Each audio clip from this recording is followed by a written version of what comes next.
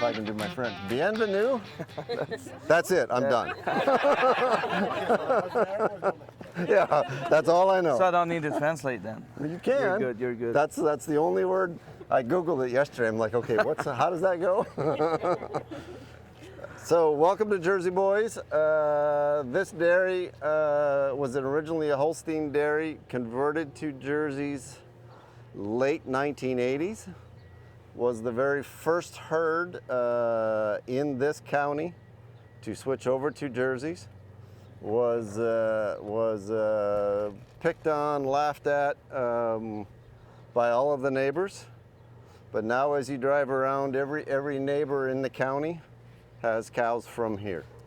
So they started a trend, Kasbergens, Junios, Fernandez's, pretty much anybody that's got jerseys bought some through here. Donc, dans les années 80, il était un troupeau 100% Holstein, puis on commençait à faire une transition vers la Jersey. Au départ, les gens riaient d'eux, disaient que ça faisait pas de sens. Puis maintenant, à peu près tous les gens que vous croisez dans le comté ont des vaches ou des souches qui viennent d'ici. Donc, on l'a vu ce matin là, avec Cashin, qui avait une base qui venait d'ici. C'est le même principe pour plusieurs autres fermes de la région. Il l'a pas dit, mais il est responsable de toute la génétique aussi pour le troupeau ici. C'est monsieur? Tim. So, my name is Tim Baumgartner. My role here is the genetic management of the herd, the marketing, the promotion stuff, as well as kind of the day-to-day data entry, and then whatever else gets tossed on my desk. Donc, il s'occupe de la génétique, la promotion, le marketing, l'entrée de données au day-to-day pour probablement la régie, ces choses-là. Puis aussi à peu près tout ce qui est lancé sur son bureau. Fait que... The herd, the farm is owned by the DeGraff family. Daniel was just here a moment ago. Daniel's one of the sons. His brother Dustin is part owner. Gary and Donna would be the parents, and it's Gary that was the genetic kind of guru of that first generation, and he's the one with Donna that brought the jerseys here, and I can kind of get into that. Donc au départ, c'était Gary et sa femme Donna qui ont parti la ferme ici dans la race Jersey. C'est eux autres qui ont rentré les Jersey, puis c'est eux autres qui s'occupaient vraiment de la génétique. Maintenant, ils sont propriétaires avec leurs deux fils. Daniel qui était ici il n'y a pas longtemps, mais qui va peut-être revenir, on ne sait pas. Puis, là, il va nous parler de la famille un peu plus. So Gary, when he started buying jerseys, bought them anywhere in North America he could find them. From Florida and Georgia, North Carolina, there's some came down from Canada. A lot from the Midwest, and anything that was brown showed up here. Donc, au départ, quand il a commencé à acheter des jerseys, il en a acheté un peu partout en Amérique du Nord, en Floride, en Caroline du Nord, en Géorgie, dans le Midwest, même au Canada. Puis il dit tout ce qu'il trouvait de brun, ben il l'amenait ici. What were they looking for in that first generation? Jerseys.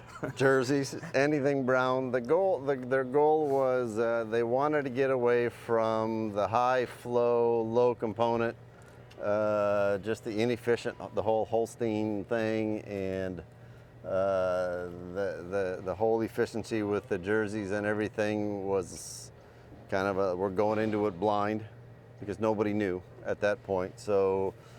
Like I mentioned, they were the guinea pigs, if you will, with the support of their nutritionist. They went full at it, and just within a matter of 2 years, changed 90% of this herd from black to brown, and the remaining older cows, they just kind of bred them brown over a couple generations. Donc, dans le fond, au départ, tout ce qu'ils voulaient, c'était essayer d'avoir des vaches avec plus de composantes, des vaches plus efficaces. Puis, ils ont réussi à faire une transition. En dedans de 2 ans, 90% du troupeau était rendu Jersey. Puis, ce qui restait, bien là, il est essayé avec du Jersey pour essayer de vraiment finir la transition. probably in the late 90s maybe, Gary met a young dairyman by the name of Mr. Eric Silva at Sunset Canyon. And Eric at the time had bought a cow by the name of 10 Hog E-Made, which everybody knows. And Gary purchased 5 sons of that cow, which were the leftover non-AI qualified, the leftover bulls.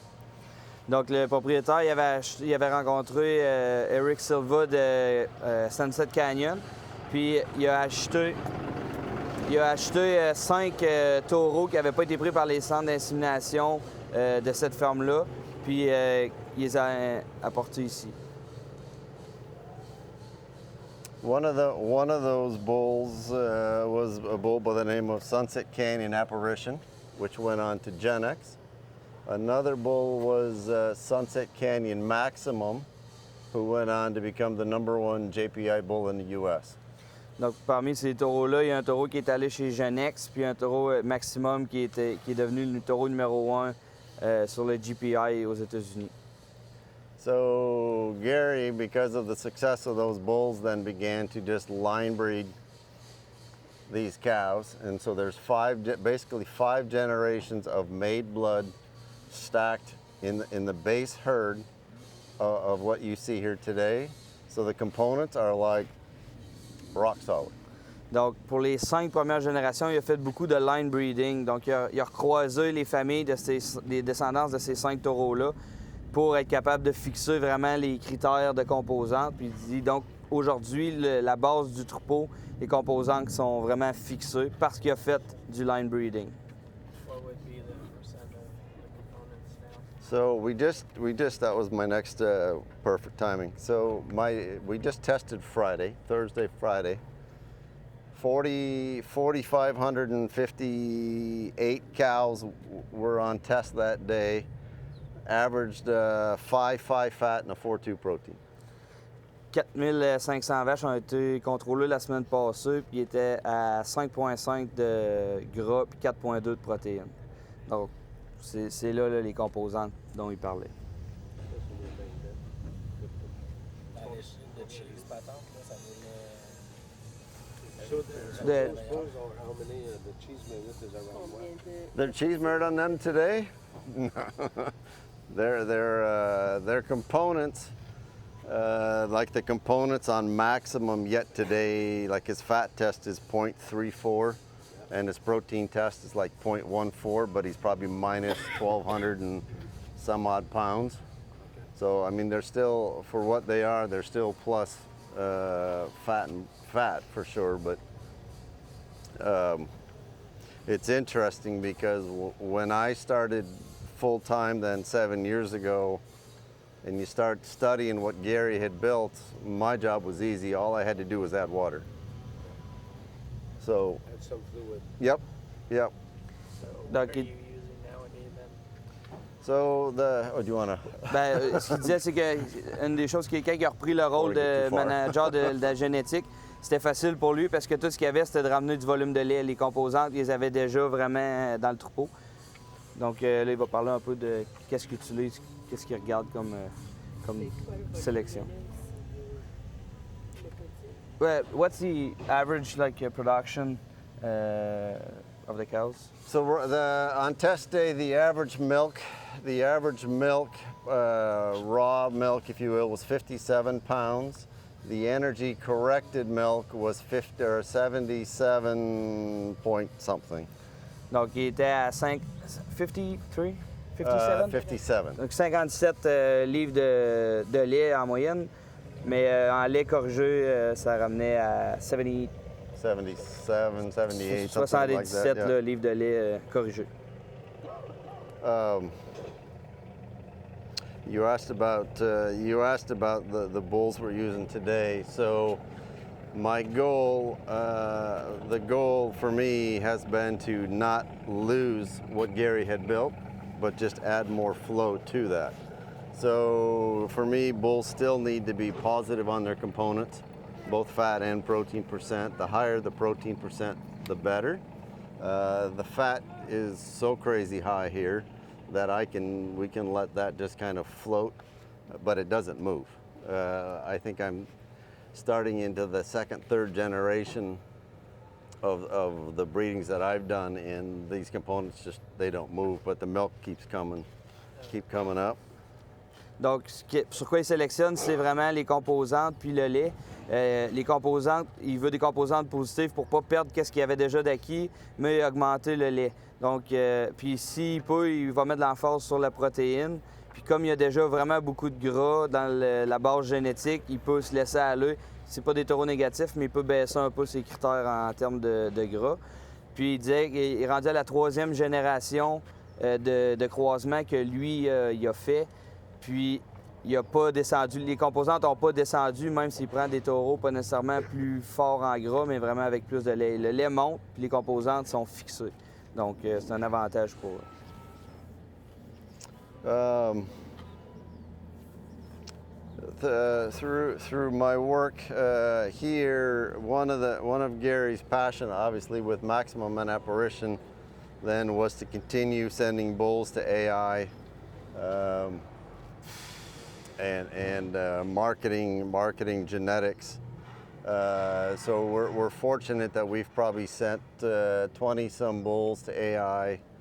Our first bull, my first bull, if you will, from here became a daughter graduate in August, and hopefully tomorrow 2 more bulls will graduate to an active daughter status. Donc, après avoir envoyé ces 2 taureaux-là dans le centre d'insémination, c'était un but pour eux autres d'en envoyer plus. Depuis ce temps-là, ils ont envoyé une vingtaine de taureaux dans les centres d'insémination. Leur premier taureau avec une épreuve sur fille a été prouvé en août. Puis, normalement, demain, il devrait y avoir 2 autres taureaux qui vont obtenir leur épreuve sur fille. I think more importantly, and I guess it's a very humbling thing, but when tomorrow comes around, the projected #1 young bull of the breed, his mother would be from one of the bulls that hopefully graduates tomorrow. So it's nice to know that we have a little bit of influence going into other people's successes.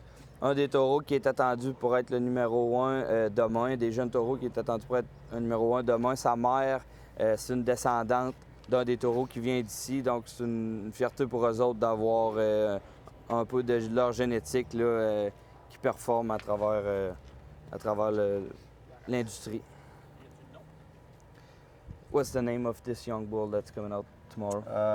Goals P, polled bull. Taureau à serre Goals. So here at this facility, this is the original dairy. We milk 2,500 cows here twice a day. The second facility is just up by town, about a mile from Caspergens, and we milk 1,800 cows there. Donc, ils ont 2500 vaches ici à la ferme originale, puis ils ont un autre site avec 1800 vaches plus loin, là, près du village où on était tantôt. We have all cows will calve here. All babies are raised here. We have 2 heifer facilities then.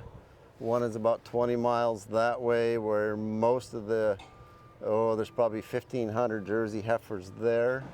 The second facility is located in Texas, where all of the beef have been going, as well as the excess Jersey replacements. Donc, tout l'élevage, tous les vélages se font ici, les veaux sont gardés ici, puis ensuite, l'élevage des génisses, ça se fait dans un bâtiment, il y a 1500 places, à peu près à une vingtaine de milles d'ici. Puis l'excédent et les veaux de boucherie sont envoyés en élevage au Texas. What qualifies them to go to Texas? So anything that stays here is going to be something that I think is marketable, something that I want to work in a flush program, and then obviously all of my favorite calves. Donc, tous les animaux qui ont le potentiel d'être travailleux, d'être flushés ou d'être serveurs pour la prochaine génération sont gardés ici.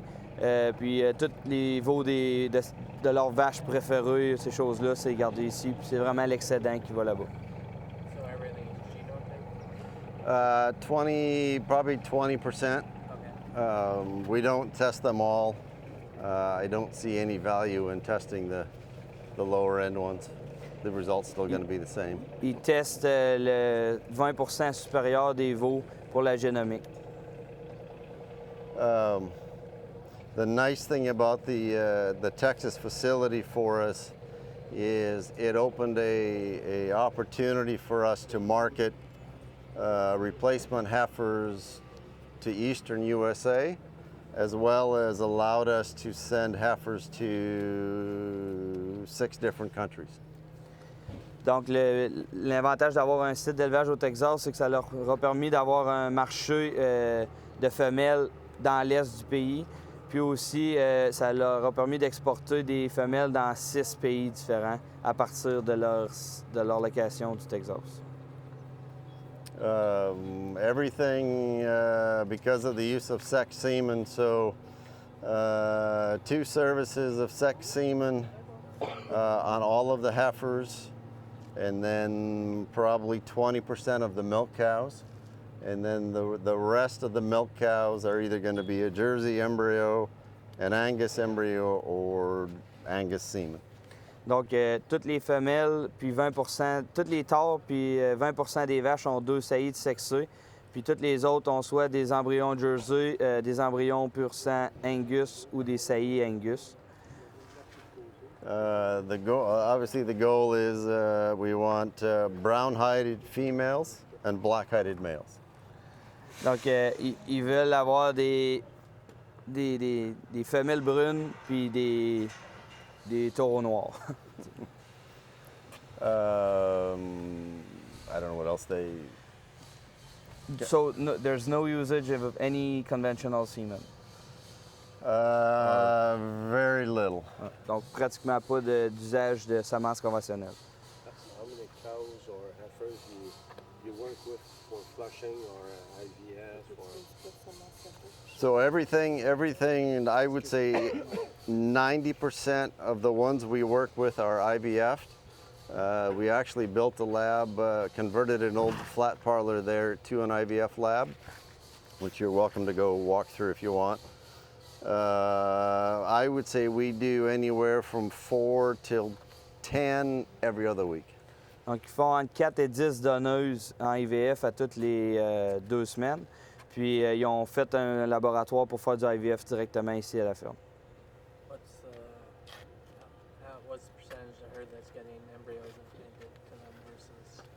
Or how many embryos you transfer every month? Yeah, so it depends. Some weeks are very good. We've probably implanted as many as 80 Jersey embryos in one day. And we've done as few as 10. So if our average rate, I would say, is about 5.5, maybe 6 per embryos per donor. Il y a une moyenne d'environ 5,5-6 embryons par donneuse. Puis, tout dépendamment des journées de flush qu'ils ont, des fois, ils ont implanté jusqu'à 80 embryons la même journée, puis des fois, c'est juste 10. Là. Fait que ça varie. We are very fortunate in that we trained our arm service, our employees, to implant embryos as well. And then with buying male Angus embryos, these guys are putting in embryos daily. Donc, ils ont formé leurs employés pour être capables d'implanter les embryons, puis ça leur permet que ces employés-là peuvent implanter les embryons mâles Angus. À chaque jour, il y en a implanté. So, does your cow have like collars or is it all sync? How do you work for? So we do tail chalk. We're maybe not as modern as all the other herds you've been. We've got a kind of a poor man's off sync, if you will. But Gabriel will walk every day and chalk cows here. His heat detection rate is in the 80s, so that's about as good as we get. C'est toute de la détection naturelle, puis c'est un employé visuel, puis c'est un employé qui va marquer les vaches en chaleur. À chaque jour, il va faire une tournée, puis il va avec une craie là, sur les queues, il va identifier les vaches en chaleur. And your group of cows or heifers that you flush, what is the percentage of heifers compared to cows that you work on? I would say, for me, I would say probably 60 to 70% of them will be pregnant cows. The balance being pregnant heifers is my preference. I don't like to do IVF on anything or the old conventional flushes on anything that's open. My fear of something not getting pregnant and then becoming, especially in the open heifers, and we've actually had that here. One of the heifers just never got bred and she left. So then I've got, extra excess milk cows. Donc, il fait les flushes, sur environ 70% de ces flushes sont faites sur des vaches gestantes, puis la balance, c'est principalement des taures gestantes. Il n'aime pas flusher des taures ouvertes pour être sûr qu'ils soient en veau. Dans le fond, il aime mieux attendre qu'ils soient gestantes pour les faire en IVF après ça. What's your conception rate on embryo transfer? 50, I looked this morning, 53.6 was like the current average. 55 is kind of normal throughout the year. Donc, il est à 53,6 là, actuellement, 55 pour une moyenne annuelle de taux de gestation des embryons. All those embryos going into cows, or is any going into heifers? Our preference is cows first, and then virgin heifers second. Idéalement, ils essaient d'implanter les embryons dans les vaches, puis s'ils n'ont pas le choix, ils vont se servir des taures comme receveuses. The logic is simple. If you watch Gabriel and Andreas put in embryos, when they're working with cows, it's a 1, 2, 3, yep, here it is, I'm done. When you see them by the virgin heifers, there's a little prayer first, and then it's like, oh, they're so tiny, and so it's a struggle. Une des raisons pour ça, c'est que c'est plus facile pour les personnes qui implantent des embryons d'implanter dans les vaches. Ils ont plus de place à faire leur manipulation. Donc, c'est pour ça qu'ils priorisent les vaches. Côté coût d'élevage. What would be your raising costs or replacement costs? I would say cost from birth to calving is going to be $1,800 probably. Environ autour de 1 800 US par génisse pour les coûts d'élevage. And the one you raise in Texas, is it a lot cheaper? It was. It was. It was. When they made the decision to buy the facility in Texas, it was because feed was cheap, land was cheap, and that was 8, 9 years ago. Today, it's cheaper to leave them here. Donc, Actually. au Texas, originalement, les coûts étaient moins élevés, donc c'est pour ça qu'ils ont acheté leur site là-bas pour faire l'élevage. Mais aujourd'hui, tout a monté, l'alimentation a monté. Donc, pour eux, c'est plus payant de les garder ici que de les envoyer là-bas présentement. Do you plan to move Ba- them to here? Or Move them back here, or? Yeah, one of the discussions we're having is trying to control the Jersey replacement population to just what we need. As I mentioned earlier, when Gary and Donna started bringing in jerseys and selling jerseys to all of their neighbors, that was wonderful. Now all of the neighbors have jerseys to sell. So the need to be in the jersey replacement business is different today. Donc, ce qu'ils aimeraient faire, c'est de limiter l'élevage à juste ce qu'ils ont besoin. Au départ, ils pouvaient élever plus parce que tous les voisins en achetaient, mais maintenant, tous les voisins en ont à vendre. Donc, ils ne veulent pas en élever là, trop pour rien. C'est quoi la part de revenu de la génétique versus le lait? what's the income share on the genetic compared to the milk? That's a good question.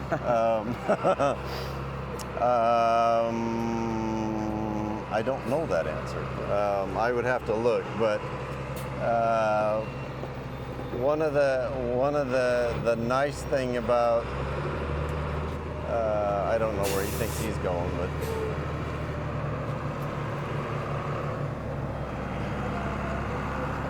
I don't know what that's about. But anyway. One of the nice thing about chasing genomics, if you will, is the fact that when you get one of those high calves, they can go to these sales and they can bring $50, $60, $70, $80,000, and a potload of replacement heifers can be the same money. Donc, quand tu joues avec la génomique puis les animaux élites, bien, quand tu en as une qui est vraiment, vraiment bonne, tu peux la vendre pour des gros prix, 80 000 puis ça rapporte autant qu'une vanne de vaches. Donc, c'est dur, c'est peut-être pas constant là, par rapport à ta question, quelle était la part de revenus qui venait de la génétique versus le lait. C'est pas toujours égal en fonction des résultats que tu as. You speak about you sell cattle to 6 countries from Texas. Is it mainly potload of future mating cows, or just one there and there? So we have sent 2 plane loads, which are about 200 to 300 apiece, full. We sent a pot load to Maury's in Alberta, so that was 40 something. Mexico, I think, was 100 and some. There was just a guy there the other day buying another 150 to go to Honduras, so it depends. Another guy wants like 20 heifers to go to Venezuela. What they want, it's easy to... Yeah. Donc, ils ont exporté là, des animaux au Mexique, au Venezuela. Ils en ont exporté aussi au Canada, chez Unique. Là, ils en ont vendu une quarantaine en Alberta. C'est des places chez qui, dans le fond, peu importe d'où vient la demande, ils essaient de s'organiser pour la faire.